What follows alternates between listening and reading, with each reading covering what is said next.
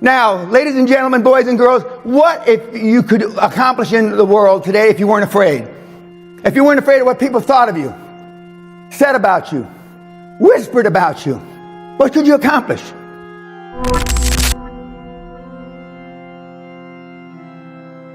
Go to school, may or may not go to university, work hard, and at the end of 40 years, maybe you get a gold watch. Maybe. Those days are done. They've been done for decades.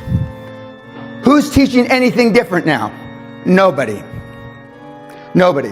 When I was in Poland giving talks, when I've been in the UK giving talks, in Canada giving talks, in the United States giving talks, I asked the same questions, which I'm going to get around to in a couple minutes. But basically, the kids are disillusioned. But they're smart enough to realize something's fucked up. Nobody in school, whether it's grammar school, junior high school, college, university, undergraduate or graduate, teaches you how to buy businesses, how to sell businesses, and how to show leadership. Because that's what you need to create wealth for you to retire on. If you can't do one of all those three, you're fucked.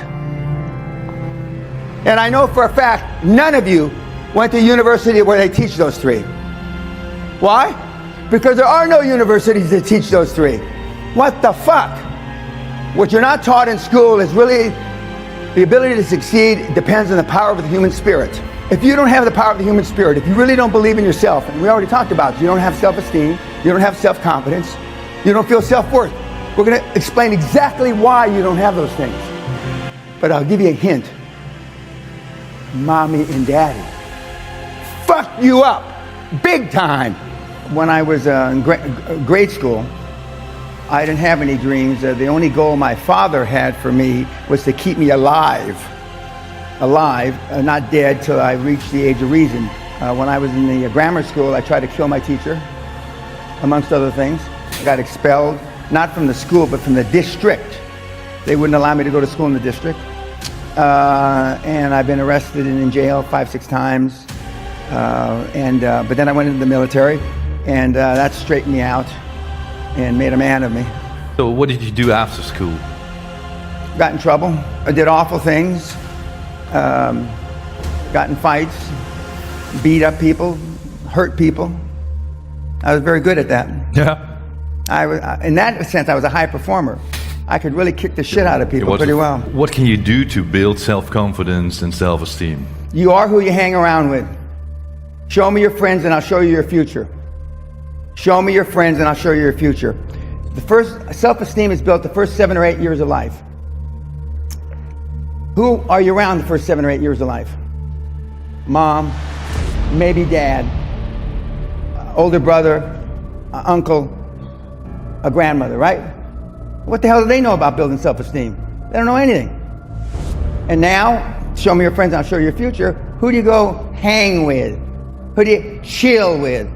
Would you want your children to be like your 2 best buddies or 2 best gal friends, whatever you call it? Would you? Probably not. Would you even want your children to be like you? Probably not. So why is there so little being done about it? Bill Gates doesn't hang.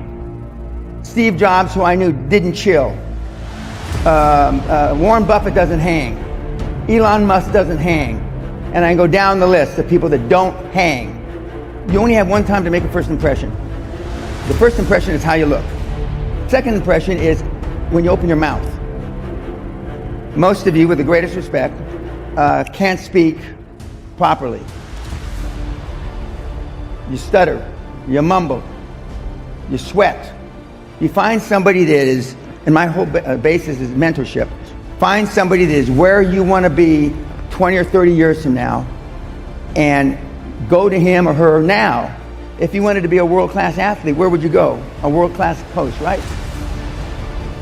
No question about it. I may be the only world-class person you've ever heard talk in person. That's sad if that's true, because there's a lot of us out there. There are tons of great people, motivational people out there. There are. That's not what I do. You come to me when you've tried everything else known to man. I am the last saloon on the last street of the last town before, when the world used to be flat. After me, there is nothing except the abyss. You don't come to me, because I give you a fucking beating. That's the kind of person you want in your life. Not somebody that says, it's all right, you can try again. You're only 26. You've got the rest of your life. That's crap. Now look at all these people in their 30s, 40s. Somebody told them that bullshit 25 years ago. Now look at them. Just look around the goddamn table you're sitting with. And I don't even have my glasses on. I see bald heads, gray hair. Jesus Christ, don't you have anything better to do than come to a goddamn thing like this on a Friday? LinkedIn is the best sales tool, social media, marketing for finding high-performance people that was ever invented. But from a guy, I was a barrio bad boy in the barrio of East Los Angeles to the Gothic. That's a big leap.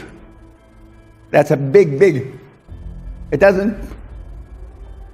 I can't imagine. Well, came close last year. I was honored by the Queen of England.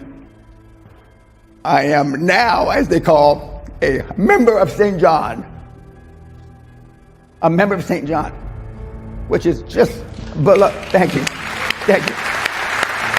And it's a derivative of the Templar, the people that supposedly took Christ's body, and, the Knights of the Templar. That's what it's a derivative of.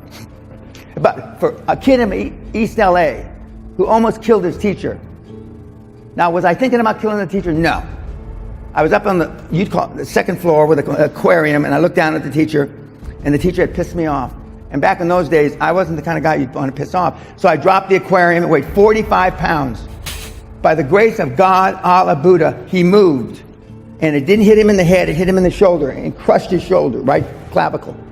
If that had killed him back in the mid-50s, I wouldn't be sitting here. The Queen wouldn't have given me anything, not even a postage stamp, and I wouldn't be living in a castle because I would have spent a majority of my adult life in prison. But he lived. And unless there's Bruce Lee out there, I can kick the shit out of anybody in this room. Unless you got a knife and know how to use it, you're gonna get fucked up by me. We got physical altercation. I'm 72. I don't act 72, I don't sound 72, and I sure shit don't look 72. I have the bloods, labs of a 30-year-old. So what can we do to save ourselves and to save the best of the best? Find 5 or 6 guys, or one guy that's on the internet that is not telling you bullshit. And when I was privileged enough to speak at Oxford a couple years ago, one of the kids who was in the front row, he's 19 years old, he says, I've read 700 books on personal development. And I said, with the greatest respect, I didn't know there was 700 books. And somebody else in the audience said, who would you rather have in your financial foxhole, in your financial battle, in your financial war? Somebody that's read 700 books or done 700 deals. Well, I stopped counting at 1,000 deals. And who would you rather have? And most of the people that you're listening to are talking rubbish. But you don't know any different. And in the 90s, the kids really were looking towards the future. Now I go back and I go to schools, and now they just want to chill and play video games. It's a different thing. You see a difference? Oh, God, yes. Hell yes. The kids are just unbelievable. The change? Oh, absolutely. And I started to see the change in 2004, 5, 6, 7, in that era. By the way, what are you going to tell your grandchildren and your children 20 years from now when the greatest transformation of wealth occurred? What were you doing, Grandpa? What were you doing, Dad? Would you have your thumb up your ass? What are you going to tell them? You had your thumb up your ass. It may have been covered with Old Geneva or New Geneva, but you had your thumb up your ass. What were you fucking doing at 28 years old? Most people, we've had people that I've met that, by the way, that 700 book kid came to this council seminar, and he's about to close his first deal. He might have been today or yesterday. He's 19 years old. He's 20 now. 20 years old. Do you think Elon Musk has work-life balance? No. Do you think Steve Jobs, when he was alive, had work-life balance? No. Do you think Bill Gates? No. Henry Ford? No. Original Heineken? No. So if none of those people that created the wealth of the world had work-life balance, why do you think you're going to have it. Why? Because you deserve it? I don't think so. You deserve what you get in life by working hard. 87% of the planet hate what they do. They've checked out. They're just taking up time, waiting for retirement. I'm sure some of you in this room can relate to that. 87% have checked out. Now, to me, if you've checked out, I mean, what the hell? Jesus. And you're all going to live older. 70 is the new 50, they tell me. I don't even feel 50, I feel 30. I am 30. I got more energy than probably the whole room. Life is, find somebody who you want to be like and follow what he did. Just like Socrates, Plato, and Aristotle did 2,500 years ago. But most of you don't have, and I say generally speaking, most of you don't have faith in yourselves because you got low self-esteem, no self-confidence. You look like shit. You dress like shit. And you blame it on the 21st century, the reason why you dress the way you do. If you want to get money from banks, dress like the president of your country. Unless you're from Pakistan or India or something, dress like the president or the prime minister of your country. You only have one time to make a first impression, kids. You come in looking like some of you, I wouldn't give you fucking toilet paper. If I leave here with anybody liking me, I failed.